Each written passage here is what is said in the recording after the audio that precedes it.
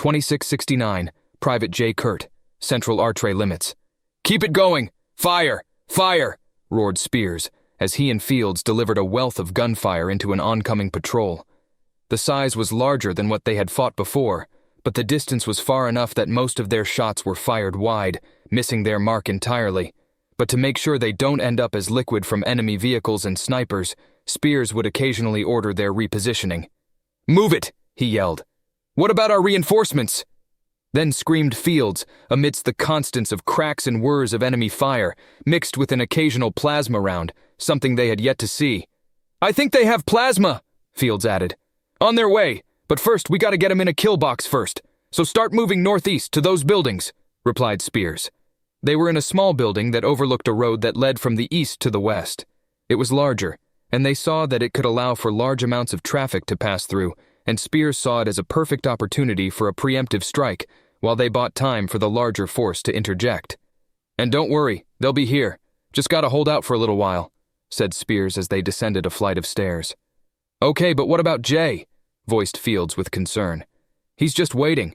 They don't even know he's there," replied Spears, as they began entering into another building that overlooked the main road and began firing. They continued this pattern for several more minutes, landing lethal shots into plenty of the enemy force, but noticed more coming over the horizon, this time with larger vehicles that hovered and carried a single barrel atop its frame. "Is that a tank?" cried Fields as he took cover from a wave of enemy fire. "Damn it!" cursed Spears as he also lowered in cover. "I don't have any anti-tank. Move it!" Their breathing was ragged as they have been fighting since their drop, which was several hours ago, but couldn't tell the difference since all they did thus far was run and gun. It left them exhausted, but thanks to their previous conditioning, they recovered faster than normal whenever they were able to rest, whether it was a minute or 30 seconds. Before Spears could get up, an explosion rocked the wall beside them, leaving a massive hole beside them. They were grateful the blast didn't liquefy them, but knew they had to move now. "It's got a beat on us. Go, go, go, down the stairs," ordered Spears. They did as he said, descending the stairs before another shot landed in the area they had just occupied, with sudden debris and dust assaulting them. It was only a matter of time before they got overrun. "Got your smokes?" asked Spears as they ran west, then north to the closest raider force. He then pressed a button on his helmet that connected him to his fire team's communication frequency. "Jay, back out. The enemy has mechanized infantry and tanks. We're regrouping with the rest of Cobra and Raven. How copy?" With a hushed tone, he received a reply from the person in question. "Sure, if I'm not knee-deep in an alien formation." "What's your status?" "Hidden. They're searching the alleyways and some of the buildings, but they're keeping to the road. Looks like they're setting up a firing line." Spears then took that information and relayed it to his sergeant, who agreed. "Got it. The main group is heading to your way now. Stand by," said Faith, as he cut the comms, leaving the two to wait. They had waited for what seemed like an eternity when the first signs of their company began arriving. It was also without a moment's hesitation that the large force moved to the area they had previously inhabited, clearing the alleyways and buildings of immediate threats. It was a wonder that the Celian barricade didn't fire, and when they cleaned up their section of the buildings, they held their fire. It was then they were reunited with Jay, who was covered in dust and scrapes, but came out unharmed all the same, alleviating his earlier worry, same as Fields. "Glad you made it. How was your recon?" Spears said jokingly. "Good. They're taking cover in the buildings across, and the vehicles are looking for something to turn into mincemeat," replied Jay. However, they knew they couldn't be at a standstill for long, and were soon met with the presence of their company commander. "All right, boys and girls. We have the scans of enemy movement, and we can't wait. Get ready to disorient and charge. We'll find a way to get rid of that armor soon, but in the meantime, target the infantry first. Got it?" They roared in agreement and made their way to their positions, and without so much as a time to rest, their first shot rang out. Then chaos erupted. The gunfire from the enemy was numerous, and so was their own. But the only difference between the two was that the enemy had armor, and they didn't. Still, Jay, Spears, and Fields continued to fire upon the enemy. Jay was slow and precise, looking for vulnerable targets before delivering them to eternity.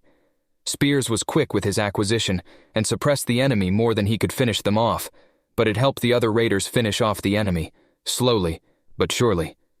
With Fields, he had finished unloading a full magazine's worth into a small patrol that had tried to flank them, in the end securing their flanks.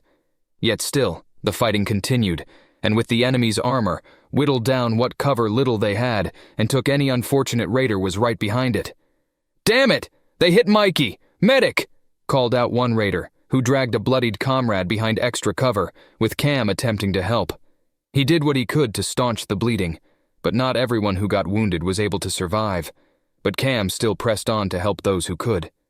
Little by little, their ammo ran low in their firefight, and as they were nearing their end, an explosion erupted in one of the enemy vehicles, reducing it to fire and debris. Then another, followed by a large crack, then a smaller burst of thumps. Thump, thump, thump, thump, thump. The shots were precise and deadly, landing into the vehicle's broadside, reducing its occupants to ash and liquid. Then, a call came over their proximity radios. "Cavalry's here, boys! Let us at 'em!" It was an operator of the large grizzly tank before them, accompanied by 2 rhinos and a squad of pumas, who raced throughout the city roads, delivering a hail of bullets to stragglers unfortunate enough to get caught by them. "And watch overhead, and take some cover," sounded the grizzly operator as he continued to the mass of soldiers that continued to approach from the east. It was like a screaming eagle that rained down upon their enemy with an extraordinary amount of force and lethality, reducing the buildings across from them into rubble, and with it, the enemy icons on their tactical displays were reduced to a handful before their guardian angel turned its arsenal on the enemy forces they couldn't see. "Charge!" roared the major as he led from the front, with Jay, Fields, and Spears following close behind, with Cam remaining behind to help the wounded. When they entered the ruined buildings, a small gathering of Sellians had tried to orient themselves and were given little time to prepare for their upcoming massacre. Before them, Riku stood tall and menacing. He didn't know whether they were going to run or fight, seeing that they held no firearms. Running seemed like an obvious choice. However, one Sellian had mustered the courage he needed to charge at the major with their fist raised and roared. However, Riku caught the fist, causing the Sellian to halt in their tracks. He then delivered a fierce kick to its upper abdomen, just below their armpit, and pulled. It screamed at the pain it had suddenly been exposed to, and fell back. Instead of being whole, it was now missing an arm as it continued to bleed out. It continued to scream for several seconds before stopping, likely due to severe blood loss. Only 20 seconds? Interesting, he said before rushing the frozen and still group that were horrified at the scene they had witnessed. An arm torn clean off from nothing but brute strength. As they stood frozen, Riku continued to beat into them with the arm of their compatriot until the group was left bleeding to death, or already dead from the blunt force trauma. Riku then looked at the arm of the alien. He found it to be reduced to bone and loose flesh, covering himself in their blood from his swings. The group behind him were silent at the display, so he addressed them before continued on their main objective. "It may seem uncouth for some, but know this, the enemy is not human, and what they did to our colonies will not be forgotten. This is the perfect time to execute your frustrations upon the enemy before laws are made for their protection. Carry on to the objective. Move it. Let them know the fear of a raider," he ordered with a large roar, not just in proximity, but in all radio bands to all in Cobra and Raven companies. And so, they pressed on. With the help of their overhead gunship, much of the enemy advance was reduced to stragglers that were then promptly hunted down by the Puma teams. This allowed them to move with no resistance to their target location, which was a large building with a wall around it, but instead of finding the enemy within them, there was nothing on their sensors to indicate otherwise. They entered and found a group already in place that stood by. They were worn and ragged, with only 2.5 worth of a platoon, but they stood tall and ready. They only stood from afar, but Jay watched the interaction between the Major and Lieutenant Jakal with the other officer donned in gold, but had markings on his helmet in the form of eyes and a wide smile filled with jagged teeth. They were too far to listen to, since his helmet was filtering all kinds of conversations between raiders, so it had hard to pinpoint. It was only when they left that they received their orders. "All right, we have an enemy force approaching from the south. Raven Company, have your men secure ground level. The rest of Cobra, take to the buildings and prepare to overwatch. Now move," ordered Riku, to which those present replied in a hearty "Ora!"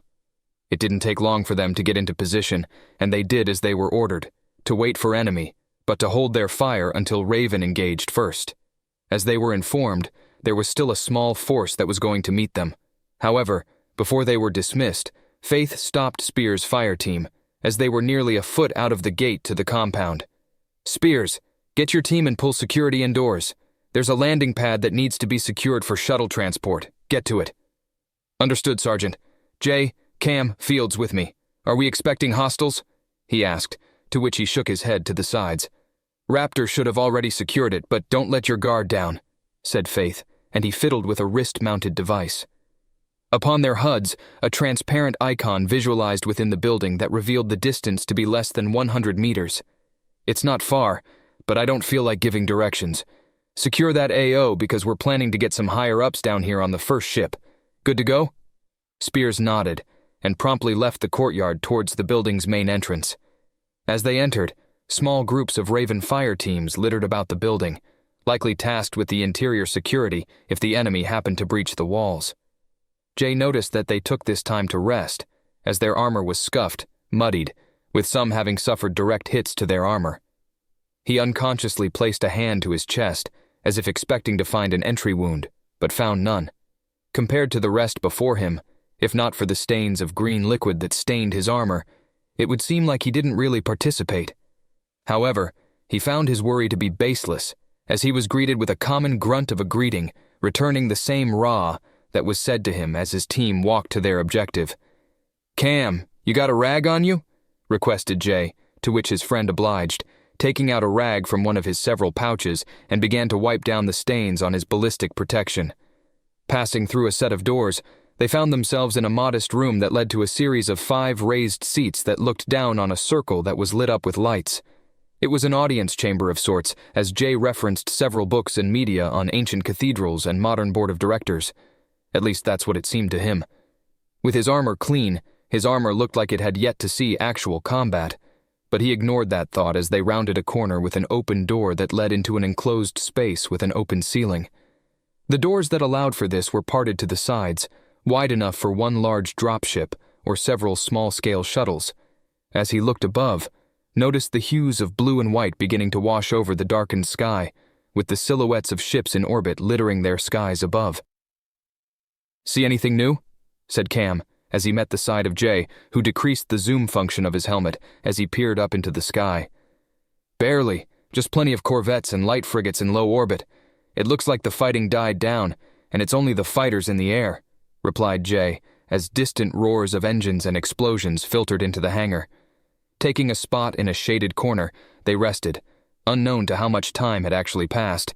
It was within this time that eruptions of gunfire and explosions sounded outside. "Looks like they finally came," said Cam, and he sorted through his medical bags. "Ah, I want to join in too," moped Fields as he fidgeted with his rifle, anxious and uneasy. But the combat engagement dwindled quickly as only their familiar gunshots reigned supreme, until eventually it fell to small pops, then finally to silence. "Damn, would have thought it was going to take longer," said Spears, with Fields agreeing wholeheartedly. "Right? I tell you, these knife ears ain't got nothing on good old Terran gunpowder. That ought to teach 'em. To think, we encounter intelligent alien life, and instead of lasers and plasma, they used bullets. Not exactly what I would hope to face when joining," added Cameron. "You said it, but let this be a lesson," replied Fields. "No one knows guns better than we do. Damn shame it was only the standard army. I want to go against their special groups. Troops, I think they call them. I don't know. Seems dangerous. We don't know how much they differ from the regulars. They're not something I would want to go against so soon," replied Cameron. "That's why we train," interjected Spears, who until now had remained quiet as he watched through the hangar's opening. "It's so if or when we have to go against adversaries who know what they're doing. And in that future, Cam, you're going to need to pull the trigger." He then hung his head low at the mention, knowing that if they were attacked, and he was the only one who could respond, it could have put them all in danger. "I know," replied Cam dejectedly. "Just remember, we have your back. Just make sure you have ours." He offered a subtle nod before returning his eyes to their object of focus, a roar of engines that hovered above them as it slowly descended into the space. They braced against the intense wash of the engine as it forced them to take cover behind one another before assuming a lowered hum, followed by silence. It was a hawk drop ship, with variable thrusters on the sides connected to a support wing that connected to the center fuselage of the craft, where the doors opened. No one exited, but instead found their hangar filled with worn and tired raiders, those of whom he now recognized as the remnants of Raptor Company's Charlie and Delta squads, as seen from his HUD's overlay. As they watched, they were approached by two sergeants, identifying themselves as Blythe and Jericho. "This our ride?" spoke Blythe to Jay, who was initially caught off guard. "I wasn't aware it was for you, Sergeant," he replied, as Spears spoke into his helmet to confirm the claim. It was quick, and he motioned for them to board the ship without delay. Their departure was quick, as he sensed that they were eager to leave and took the first ride home. "Did you ask Sergeant Faith?" Jay questioned of Spears, to which he replied, "Yeah, just asked him if Raptor Company was cleared to depart. Apparently it came from the Vice Admiral. Besides, there's another one inbound," he said, directing their attention to the following craft to take its place, empty as the first. They had expected visitors, but they never came. As they waited, the group rested on the ramp that led into the ship before being greeted by a small unit of mud-ridden and blood-stained raiders, with two of them without their helmets. They were followed by a large fellow that looked like he could lift a tank for fun, as well as accompanied by two individuals who shared faded white strips upon their shoulders and helmet, both of whom were surrounded by veterans, as indicated by their red stripes. But before them, a man donning a sinister visage of a demon upon his helmet's visor stood before, but sat quiet so as not to interrupt Field's story. "You should have seen it. Fired damn near a whole mag at a patrol, got like 10 of them before I had to reload." "Fields, that's some bullshit and you know it. Ain't that right, Jay? Jay?" The one referred to as Jay looked in his direction, like he had seen a ghost upon their approach. "Raw, sir," said Spears as he was about to offer a salute, as did the others, but was quickly stopped from doing so. "We don't salute in the field, Raider. Attention is fine," said the officer, eyeing each one as they formed up before him, with them eyeing his worn nameplate only to find it near illegible. "New to the fleet, huh? How was your first real drop?" "Exciting, sir. Nothing quite like it," exclaimed Fields with vigor. "How is the Major treating you guys? I know he can be hard at times, but he's fair," he said. Cameron was the next to answer. "He treats us well, sir. Nice, too." "Yes, sir. The Major knows how to fight. Never saw a man tear the arm off a Celian and then beat him with it," replied Fields, clearly excited. "You guys can get going. My team has it from here. And remember, take time to decompress," he said as he boarded the Hawk. As each one entered the ramp, the four came into contact with bound Celians, wearing vestments that indicated their status. They had enough time to look upon them, but seeing how they weren't dead, told them that they may have been the officials who led all of Celia. As the ship lifted from the hangar, and the ship ultimately leaving from view, it had left them with a serious case of doubt and curiosity. "Were those—" began Cameron, but was interjected by Spears, who had already seemed to know their roles. "I think the war's over. To think it's been 3 years, and it took just over a day to end it on the ground." "Wait, you don't mean—" started Fields. "Those must be the leaders of the Celians. Now that we have them, that means we won." He was filled with vigor and vitality, from the sudden realization that the war had ended, and each participated in their own form of celebration, before being silenced from a call from a familiar authority, Sergeant Faith. "Spears, Cameron, Fields, Kurt, come with me. We'll get guys to cover your post." They heeded his words and left their post, with another small team taking their place no long after. They followed Faith through a series of halls that eventually led into an isolated hallway where a single soldier in gold stood by the entrance. It was Lieutenant Jakal, and his helmet was off and hung on a wall hook, a feature that they found convenient. Overall, they felt that time had moved quickly since their drop, and now they were faced with uncertainty. As they approached the lieutenant, he motioned them to stop and remove their helmets, directing their attention to the hooks. "No helmets beyond this point, gents," he ordered. The door was open, and they heard the voice of the Major speaking with an individual, but it had sounded one-sided, as if he was talking to no one. But as they entered through the door as directed, they saw that the Major was also without his helmet and spoke on a handheld device that he placed against his ear. "Why now? Don't we already have viable soldiers who can fill the role that have more experience? Why not pull from 3rd Battalion? They have raiders who can do what you need to the letter. They're experienced and trained for covert ops. Very well. I understand, ma'am. I'll notify them now, he said, relieving control of the device to Jakal, who then left the room and closed the door. Riku's expressions were one of frustration and ire, clearly from his earlier call, but none had dared to question him or speak up in general, leaving the room ultimately quiet. As he also remained standing, he then directed his authoritative gaze to the 4 soldiers before him, but spoke in a comforting and clear tone. "You boys did well today. I've even seen how you conducted yourselves out there," he began, before ultimately taking a seat on a chair that could support him. "Your suit's IFF signal can show us a lot on how a raider moves in combat by recording, in proximity, enemy positions, and how they disappear in relation to the raider. In short, we can deduce how well one functions in combat, and use that for further training, as long as said raider survives. And you all survived." He gave a nod of approval before continuing. "But, in light of your skills to the raiders, I've gotten word of your transfers." Their expressions were now filled with confusion at the sudden mention. "Sir," replied Spears, urging the major to continue, "I don't know the exact nature of your new assignments, just that it has an emphasis on covert. I tried to keep you, but they outrank me. Your packages have been submitted already, and you'll all be transferring out of system once you get your gear from the ship," he said when Cam's hand rose, stopping him mid-sentence. "This seems sudden, sir. Is it another raider unit?" He shook his head to the sides while offering a sigh. "No, it's a new branch, and apparently they had your names up for a while. They just wanted to see if you could make your first drop and earn your stripes. Which you have all earned," he replied with pride, heavy in his voice. "Gather your things and stand by for a shuttle to take you back to the ship. You'll all board the first ship to Seoul."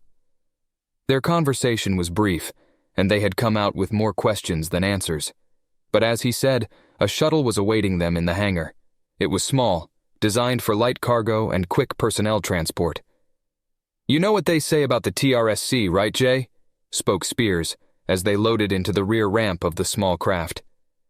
Jay knew few of the common analogies and phrases applied to the TRSC, either as rebukes or playful jokes. "Yeah, there's a ship for everything, and the TRSC has the money for all of it," he replied. "I knew you'd get it," said Spears. The doors to the ramp closed as they took their spot in one of the 6 seats that lined the compartment. It was cramped, but with enough room for Spears to walk without ducking, even if he was the tallest of them. The ship rocked mildly as it flew to its destination, with its fledgling warriors in tow. Their journey had begun, and yet their travels would take them to newer sights, beyond what they would have imagined as raiders. Jay dwelled on this as he gathered what items he had, and boarded a ship that was already scheduled to head home, the TRSC Peace and Tranquility, a cruiser part of the 7th Fleet's logistics chain. When it was readied, the dive for their interstellar travel had activated, and a large swirl of blues and purples erupted, allowing for the small selecting of ships to travel beyond the Cella system and made their way to Sol. There, their journey as a band of warriors would begin. "How is Black Mamba looking? I'm sure you're aware of the timeline for their first mission, yes?" "Yes, Director. We are outfitted with the latest in stealth capabilities, and Mamba 3 is rapidly improving in flight performance when not practicing drills. Mambas 1 and 2 are showing adequate skill in firearms handling, and Mamba 4 is showing great promise in field medical treatments. If you would allow, I am requesting for additional classes for Mamba 4 to further increase their knowledge and applicability. I'm certain it would be useful for eventful encounters." "Granted. How are their new toys? Faring well, I hope." "They're not keen on the reduced effective range, but they do report positively to the increased sound reduction and penetration of their new rifle. As for the armor, it's mixed, with some opting for the standard environmental suit instead of the new infiltration suit. Tell them that the new suit is a must, and it's now policy. I won't allow for our new gear to be wasted. We paid good money for those." "Understood, Director. Oh, before I forget, we are also moving forward with an additional 4 members. With some adjustments, we can also allow for another 4 as reserves after they complete their first mission. Then we can total up to 12 for Reclamation Unit Black Mamba. Move forward with the planned 4 individuals to serve as our reserve unit, but include an additional pilot. We'll need more than just Mamba 3 to handle the Spectre. Are we clear?" "Crystal, ma'am. By the way, how soon do you wish to send Mamba team on their first task? In 24 hours. We've finally gotten word from some surveyors on a potential system that popped sensors. Sensors are Celian in origin before our time, but it might be one of those Toscan ships. It'll be a good experience for them. Here, I'll forward you the coordinates. I understand. They have been notified, and will depart once preparations are complete. Until then, Director. Author's note: thank you for listening in on Jay's short story, The Battle of Artray, which acts as a prequel of sorts to Volume 3 and 4 of Terran Contact. Volume 3 is still being worked on, and the online release is scheduled for early 2025. I hope you're all looking forward to it. And for any who wish to see future updates, visit my Terran Contact subreddit. You can find the link in the video description below. Goodbye for now.